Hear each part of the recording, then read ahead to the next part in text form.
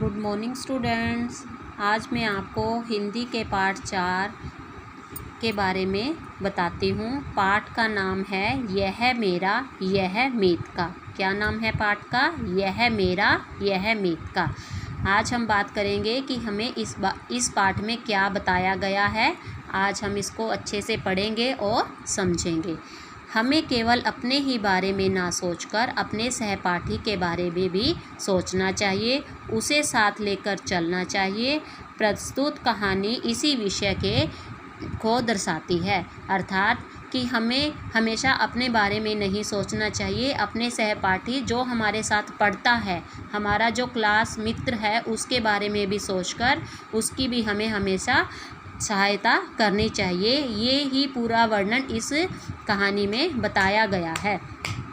हमारे शिक्षक उन शिक्षकों में से थे जिन्हें हार्ड टास्क मास्टर कहा जाता है।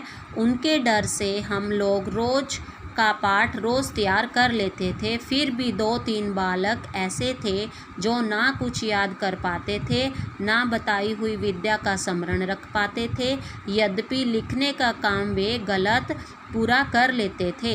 अध्यापक ने उनके लिए एक युक्ति निकाली और वह थी एक कहानी जिसे मैं अब तक नहीं भूल पाया और ना ही कभी भूल पाऊंगा। इसमें बताया गया है कि एक बच्चा अपनी समय की बात बताता है कि हमारे समय में जो अध्यापक थे वो हमें बहुत अच्छा समझाते थे, हार्ड टास्क मास्टर हम उनको बोलते थे। और कुछ बच्चे जो ऐसे थे जो ना ही अच्छी तरह पढ़ाई कर पाते थे और ना ही प्रश्न का उत्तर दे पाते थे। सिर्फ वो लिखने का कार्य ही, वो भी सही और गलत, थोड़ा गलत और थोड़ा सही करते थे।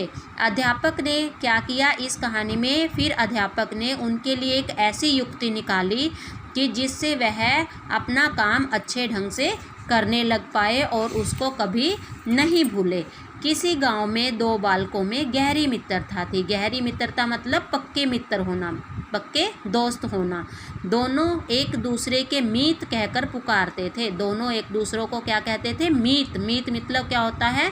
मित्र कहकर पुकारते थे। एक ही गुरु के पास पढ़ने जाते थे। गुरु मतलब एक ही अध्यापक के पास पढ़ने जाते थे।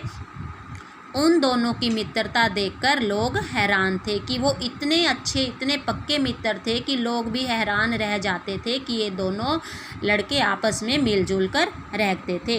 एक दरिद्र पिता का पुत्र, दरिद्र मतलब गरीब पिता का पुत्र था, जिसके पास ना खाने के लिए पर्याप्त अन्न था। पर्याप्त मतलब भर पेट खाने के लिए भी अन्न भोजन नहीं था, ना पहनने के लिए कपड़े, किताब कापी आदि की चर्चा तो बहुत दूर की बात है। अर्थात ना खाने के लिए अन्न था, ना पहनने के लिए कपड़े, तो पढ़ने के लिए जो किताब कापी की हमें ज़रूरत होती है वो तो बहुत दूर की बात थी। दूसरा धनी व्यक्ति का पुत्र था। जो दूसरा मित्र था वो बहुत ही धनी व्यक्ति का मतलब पैसे वाले व्यक्ति का पुत्र था। उसका घर सब तरह से भरा पूरा था, मतलब उसके घर में पूरी तरह की सहूलियत थी। साथ ही उसके पास अपने मीत के लिए एक विशाल हृदय भी था।